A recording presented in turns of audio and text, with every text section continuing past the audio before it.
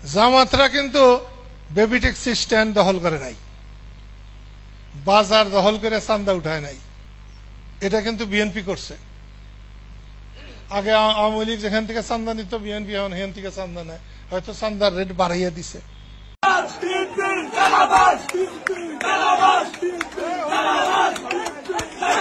এই সরকারের হাতে দেশের ভৌগোলিক অখণ্ডতা নিরাপদ নয়। কে বলছে? গোরখোদক আব্বাস। আমি জানি না উনি এখন কেন মির্জা লেখে। গোরখোদক আব্বাস বলছে এই সরকারের হাতে দেশের ভৌগোলিক অখণ্ডতা নিরাপদ নয়। দর্শকবৃন্দ, ধরেন গোরখোদক আব্বাস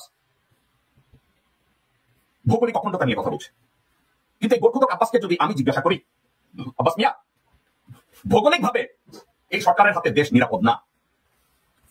স্বাধীনতার 53 বছরে বাংলাদেশের ভৌগোলিক সীমারেখার উপরে আপনি কতটা লেখাপড়া করেছেন? আমি স্পেসিফিক আব্বাস আপনার কাছে জানতে চাচ্ছি। আদার দেন চান্দাবাজি, হাইজ্যাক, কমলাপুর রেলওয়ে স্টেশনের উপরে দাঁড়াই থেকে মাসের শেষে পকেটমার, গুলি করে মাস্তানবাজি, টেন্ডারবাজি, পরিবহন ব্যবসা, ধান্দাবাজি, এর বাইরে তাকে আপনি শিখেন না। লেখাপড়া আপনি ঠিক মতো করেন না। লেখাপড়া আপনি নিজে পরীক্ষা দিয়ে পাস করছেন, আমি এটা বিশ্বাস করি না। আমার ধারণা অন্য কাউকে বসায় লেখা পরীক্ষা দিয়েছেন আপনি ওই লোক, আপনি ওই বস্তু। আসসালামু আলাইকুম ওয়া রাহমাতুল্লাহ। দর্শক, বিএনপিকে এবার কঠিন ভাবে ধুয়ে দিলেন বঙ্গবীর কাদের সিদ্দিকী এবং জ্যাকব মিল্টন। এখানে আওয়ামী লীগের ভূমিকা পালন করছে বিএনপি। আওয়ামী লীগ চাঁদাবাজি করতো, এখন ঠিক সেম জায়গাতে বিএনপি চাঁদাবাজি করছে। এমনকি আওয়ামী লীগের চেয়ে এখন বিএনপি বেশি চাঁদার পরিমাপ বাড়িয়ে দিয়েছে। দর্শক, এমনটাই বলেছেন বঙ্গবীর কাদের সিদ্দিকী। অন্যদিকে জ্যাকব মিল্টন সরাসরি বিএনপি নেতা মির্জা আব্বাসকে কঠিন ভাবে ধুয়ে দিলেন, তাকে চ্যালেঞ্জ ছুড়ে দিয়েছেন। তো দর্শক, আমরা গুরুত্বপূর্ণ ভিডিওটি জ্যাকব মিল্টনের বক্তব্যটি শুনবো। তার আগে বঙ্গবীর কাদের সিদ্দিকী সংক্ষিপ্ত কয়েকটা কথা বলেছে। বিএনপি বিভিন্ন জায়গাতে চাঁদাবাজি করছে, সেসব চাঁদার ধারে কাছে জামাত ইসলাম নেই, জামাত ইসলাম এইসব কাজ করে না। তিনি স্পষ্ট এই কথাগুলো জানিয়েছে। আসুন প্রথমে বঙ্গবীর কাদের সিদ্দিকীর ছোট্ট একটি 1 মিনিটের ভিডিওটি আমরা দেখার পর জ্যাকব মিল্টনের ভিডিওটি আমরা দেখব। তিনি বিএনপিকে উদ্দেশ্য করে, বিএনপির বিশেষ করে মির্জা আব্বাসকে উদ্দেশ্য করে তিনি গুরুত্বপূর্ণ বক্তব্য দিয়েছেন। আসুন আমরা সেই বক্তব্যগুলো শুনে আসি। আওয়ামী লীগ যে দোষে সর্বহারা হয়েছে সরকার পতনের পর, বিএনপি কিন্তু ওই দোষী করছে। জামাতরা কিন্তু বেবি ট্যাক্সি স্ট্যান্ড দখল করে নাই, বাজার দখল করে চান্দা উঠায় নাই। এটা কিন্তু বিএনপি করছে। আগে আওয়ামী লীগ যেখান থেকে চান্দা নিত, বিএনপি এখন সেখান থেকে চান্দা নেয়, হয়তো চান্দার রেট বাড়াইয়া দিছে। সব ফরেস্টারের কাছ থেকে যেটুকু নেওয়ার নেয়, থানার থেকেও যে ভাগ নেওয়ার নেয়, যেখানে যেন ভাগ পাওয়া যায় সব ভাগ নেয়। এটা কিন্তু জামাত নেয়নি। কয় টাকা দিছিলেন তারেক রহমানকে, নাকি চাস্তো ভাই ফালুরে দিয়া ব্ল্যাকমেইল করে ওই পজিশনটা বাগাইছিলেন পুরা শাহজাহানপুর আপনার বাপের নামে লিখে নেওয়ার জন্য বা আপনার নামে লিখে নেওয়ার জন্য? কোনটা? এই সরকারের হাতে দেশের ভৌগোলিক অখণ্ডতা নিরাপদ নয়। কে বলছে? গোরখোদক আব্বাস। আমি জানি না উনি এখন কেন মির্জা লেখে। গোরখোদক আব্বাস বলছে এই সরকারের হাতে দেশের ভৌগোলিক অখণ্ডতা নিরাপদ নয়। দর্শকবৃন্দ, ধরেন গোরখোদক আব্বাস ভৌগোলিক অখণ্ডতা নিয়ে কথা বলছে, কিন্তু এই গোরখোদক আব্বাসকে যদি আমি জিজ্ঞাসা করি, আব্বাস মিয়া, ভৌগোলিক ভাবে এই সরকারের হাতে দেশ নিরাপদ না। স্বাধীনতার 53 বছরে বাংলাদেশের ভৌগোলিক সীমারেখার উপরে আপনি কতটা লেখাপড়া করেছেন? আমি স্পেসিফিক আব্বাস আপনার কাছে জানতে চাচ্ছি। আদার দেন চান্দাবাজি, হাইজ্যাক, কমলাপুর রেলওয়ে স্টেশনের উপরে দাঁড়াই থেকে মাসের শেষে পকেটমার, গুলি করে মাস্তানবাজি, টেন্ডারবাজি, পরিবহন ব্যবসা, ধান্দাবাজি, এর বাইরে তাকে আপনি শিখেন না। লেখাপড়াও আপনি ঠিক মতো করেন না। লেখাপড়া আপনি নিজে পরীক্ষা দিয়ে পাস করছেন, আমি এটা বিশ্বাস করি না। আমার ধারণা অন্য কাউকে বসায় লেখা পরীক্ষা দিয়েছেন আপনি ওই লোক, আপনি ওই বস্তু।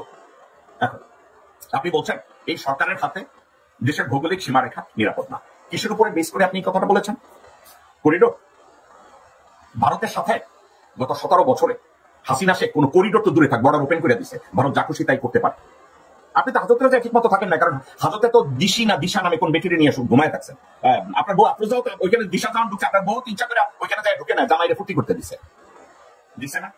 আজকে যদি আপনি ভৌগোলিক সীমারেখা, আপনার কাছে আমি যদি জানতে চাই, আপনাকে আমি অসম্মান করবো না। আপনি আমার সাথে একদিন কথা বলতে আসেন, তো সে কথা বলতে আমাকে একটু ব্যাখ্যা করেন তো, যে আপনি ভৌগোলিক সীমারেখার উপরে এই দেশ নিরাপদ না, এটার উপরে যে কথা বলছেন। আসেন আমি আপনার সাথে কথা বলি। গোরখোদক আব্বাস, আমি গালি দিচ্ছি না, আপনাকে ভদ্রভাবে বলছি। আসুন আমি আপনার উত্থান পতন, শান্তিনগর, কমলাপুর, শাহজাহানপুর, বাসাবো, আমি সব নিয়ে আপনার সাথে কথা বলবো। আসবেন আমার সাথে, কি আপনি কথা বলবেন?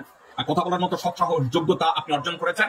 আপনি না মাঝে মাঝে বলেন আপনাকে অযথা গালিগালাজ করি, আপনাকে ছোট করি। আপনি বলেছেন ভৌগোলিক সীমারেখা। ধরেন আমি ধরে নিলাম আপনি করিডোর নিয়ে কথা বলছেন, আমি জবাব দিই, করিডোর নিয়ে আমি কেন জবাব দিই? পররাষ্ট্রনীতির ক্ষেত্রে আপনারা যারা রাজনীতি করেন, পুরা বিএনপিতে, সমগ্র বিএনপিতে পররাষ্ট্রনীতি বুঝছেন এমন কোনো লোকজন নাই। দুই চারজন আসলে যারা আপনার দলের সাথে বেইমানি করেছে, বেগম জিয়ার সাথে বেইমানি করেছে, বিএনপির নৈতিক আদর্শের সাথে বেইমানি করে দল থেকে বেরিয়ে গেছে। কে ধরেন রিয়াজ রহমান অথবা শামসুল মোহাম্মদ, এরা এরা এরা পররাষ্ট্রনীতি কিছুটা বুঝতো, কিন্তু আপনাদেরকে বিএনপিকে ধ্বংস করে নৈতিক ভাবে বিএনপিকে জঘন্য বানিয়ে তারা পাশ কাটিয়েছে। তো আপনি যদি চিন্তা করে দেখেন যে আপনি বিএনপির ভৌগোলিক দেশের ভৌগোলিক সীমারেখা নিয়ে আপনি আতঙ্কগ্রস্ত এবং আপনি পররাষ্ট্র নিয়ে আপনি কথা বলতে চান, করিডোর নিয়ে কথা বলতে চান, পোর্ট নিয়ে কথা বলতে চান, আপনার পররাষ্ট্র নীতি বুঝতে হবে, আপনার বাণিজ্য বুঝতে হবে। আপনার দলের একজনের নাম বলেন, আপনার দল কতগুলো বৈদেশিক উপদেষ্টা বানিয়েছে যারা লারেলাপ্পা বাকবাকুম সিঙ্গারা এবং সামোসার বাইরে যারা কিছু জানে না। আপনারা হুমায়ুনের কথা বলেন, সায়েমের কথা বলেন, মালিকের কথা বলেন, না বলেন, আমি বলতেছি আপনারা কিছু জানেন না। পররাষ্ট্রনীতি কি, এটার উপরে ব্যাখ্যা কি, কোন একটা দেশের সাথে কূটনৈতিক সম্পর্ক স্থাপনের পরে কোথায় যেতে হয়, কি করতে হয়, কতটুকু এগোতে হয়, এ সম্পর্কে আপনাদের কোনো ধারণা নেই। এবং এগুলো ধারণা নাই বলে আপনারা কি করেন জানেন? বিএনপি বা আওয়ামী লীগের মতো দল ক্ষমতায় আসলে তখন ওই আমলা আছে না কতগুলো, যারা সারা জীবন রয়ের বেতন খাইছে, তাদেরকে আপনারা পররাষ্ট্রমন্ত্রী বানান। আপনারা দেখেন না আপনাদের দলে অথবা আওয়ামী লীগ যদি সরকার গঠন করে কি করে জানেন? ওই সরকারের সেক্রেটারি থাকাকালীন ভারতের পয়সায় যারা সন্তানদের বিদেশে লেখাপড়া করাইছে তাদেরকে আপনারা পররাষ্ট্রমন্ত্রী বানান। কারণ পররাষ্ট্র মন্ত্রণালয় চালানোর জন্য যে দক্ষতা দরকার, যে যোগ্যতা দরকার, ওটা তো আপনাদের নাই। আপনার কথা চিন্তা করেন, আপনাকে পূর্তমন্ত্রী বানাইছে, আপনার কি যোগ্যতা আছে পূর্তমন্ত্রী হওয়ার? কি যোগ্যতা আছে আপনার পূর্তমন্ত্রী হওয়ার? আপনি ইঞ্জিনিয়ারিং, আপনি না, আপনি ইঞ্জিনিয়ার না, আপনি স্ট্যাটিস্টিক্স নিয়ে লেখাপড়া করেন নাই, আপনি ম্যানেজমেন্টের উপরে লেখাপড়া করেন নাই। আপনি যদি ইঞ্জিনিয়ারিং এর উপরে লেখাপড়া না করেন, আপনি যদি স্ট্যাটিস্টিক্স নিয়ে লেখাপড়া না করেন, আপনি যদি ম্যানেজমেন্ট নিয়ে লেখাপড়া না করেন, আপনি যদি ল এর উপরে কোনো অভিজ্ঞতা না থাকে, তাহলে আপনার মতো গাবুরকে কেন পূর্তমন্ত্রী বানাইছে? কেন বানাইছেন? কয় টাকা দিয়েছিলেন তারেক রহমানকে? নাকি চাস্তো ভাই ফালুরে দিয়া ব্ল্যাকমেইল করে ওই পজিশনটা পাকাইছিলেন পুরা শাহজাহানপুর আপনার বাপের নামে লিখে নেওয়ার জন্য, আপনার নামে লিখে নেওয়ার জন্য? কোনটা আছে কিছু এর বাইরে? এর কোনো জবাব আপনি দিতে পারবেন?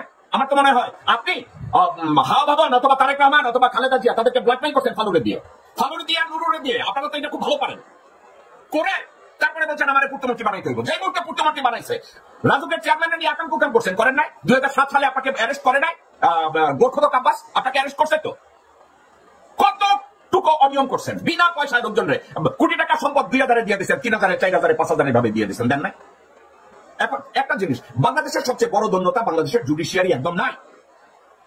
বাংলাদেশের জুডিশিয়ারি অর্থাৎ বিচার ব্যবস্থা নাই বলে আমি যদি আপনাদেরকে জিজ্ঞাসা করি, 5ই আগস্ট গভর্নমেন্ট ফল করছে, হাসিনা পালাইছে, 24 আগস্ট আব্বাসের এগেইনস্টে কেস ডিসমিস হচ্ছে। কে ডিসমিস করছে? এই কথাটা কি কেউ জিজ্ঞাসা করছে বাংলাদেশে?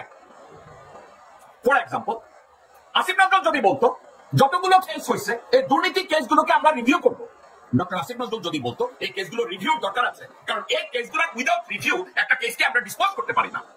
এই কেসগুলোকে রিভিউ হয়েছে, হাসিনার আমলে ভুয়া মামলা হয়েছে, মিথ্যা মামলা হয়েছে, উদ্দেশ্য প্রণোদিত ভাবে হয়রানি করা হয়েছে। কিন্তু আব্বাসের বিরুদ্ধে মামলাগুলো তো হাসিনা করে না, আব্বাসের বিরুদ্ধে মামলা করছিল মঈনুদ্দিন ফখরুদ্দিনরা ওই সময়, এবং ওই দুর্নীতিগুলো রিয়েল দুর্নীতি ছিল। তাহলে এই কেসগুলো উইদাউট রিভিউ কি করে গোরখদ আব্বাসের এগেইনস্টে মামলাগুলো 24 আগস্ট ডিসমিস করা হলো? রাজনৈতিক চাপে? এটা নিয়ে কেউ কোনো কথা বলছে? দর্শক কিন্তু বলে না। মির্জা আব্বাস রাজুকের চেয়ারম্যানকে সহ পূর্তমন্ত্রী থাকাকালীন সরকারি সম্পত্তি ভূমিদস্যুতার মাধ্যমে নিজে লিখিয়ে নিয়েছে, ঠিক যেভাবে বসুন্ধরা শাহ আলম যেভাবে নিয়েছে। তো মির্জা আব্বাস বাংলাদেশের রাজনীতি কি করে করে? সে আবার ভৌগোলিক সীমানার কথা বলে, নিরাপত্তার কথা বলে। যেই বেটা ঢাকার জমি জমা নিজের নামে লিখে নেয়, ঢাকার সরকারি সম্পত্তি বাগদাদের সম্পত্তি হিসাবে বলে, এই কুত্তা বাচ্চা আবার বলে যে ভৌগোলিক অখণ্ডতা এই সরকারের কাছে নির্ভর করা যায় না। দর্শকবৃন্দ, আমার গালির দিকে খেয়াল করেন, একটু চিন্তা করে দেখেন, যেই লোকের সামনে সরকারি সম্পত্তি নিরাপদ না, বাপদাদার নামে চালাইয়া দেয়, সেই লোক ভৌগোলিক সীমারেখা নিয়ে কথা বলে, দেশের সীমানা নিয়ে কথা বলে। ওর হাতে যদি ক্ষমতা যায় তো পুরো বাংলাদেশের কথা বলবে যে পুরো বাংলাদেশ ওর বাবার পৈতৃক সম্পত্তি। এই যে গোরখদ আব্বাস, তো এখন এই গোরখদ আব্বাসকে কারা বাজারজাত করতেছে? ভারত বাজারজাত করতেছে, নিজে বাজারজাত করতেছে, আওয়ামী লীগের লোকজনরা বাজারজাত করতেছে। আমি যখন গোরখদ আব্বাসকে নিয়ে আমি কথা বলি, আপনারা কি জানেন আমাকে কারা গালি দেয়, আমার সম্পর্কে কারা ট্রল বানায়, কারা বকওয়াস করে? আওয়ামী লীগের লোকজনরা। আব্বাসের পিছনে আওয়ামী লীগের সমর্থকদের অভাব নাই। আওয়ামী লীগের যে সাইবার ইউনিট, তারা এখন আব্বাসের জন্য কাজ করে। আপনারা কি জানেন?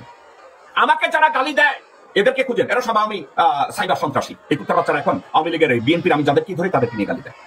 আলহামদুলিল্লাহ, ওরা আমার গালি দেবে, তাতে আমার কিছু আসে যায় না। কারণ কি জানেন, বাংলাদেশের রাজনৈতিক উচ্চাকাঙ্ক্ষা আমার নাই, বাংলাদেশে গিয়ে ঘুষ খাওয়ার বা বাংলাদেশে গিয়ে পয়সা কামানোর অথবা ভূমিদস্যুতা করার কোনো আগ্রহ আমার নাই। দেন কথা হচ্ছে একটা কথা, আব্বাস যে মন্তব্যটা করছে, আমি এটার উপরে কথা বলবো না, কারণ আমি অন্য সাবজেক্টে যাবো। সে বলছে এই সরকারের হাতে ভৌগোলিক অখণ্ডতা নিরাপদ না। এটার জবাব আমি এই আব্বাসের সাবজেক্টটাকে আমি কন্ট্রোল করবো এই বলে। আব্বাসের কাছে ঢাকার জমি নিরাপদ না, শাহজাহানপুরের জমি নিরাপদ না, শান্তিনগরের জমি নিরাপদ না, কমলাপুরের জমি নিরাপদ না। এই হারামজাদা বলে ভৌগোলিক অখণ্ডতা এদের কাছে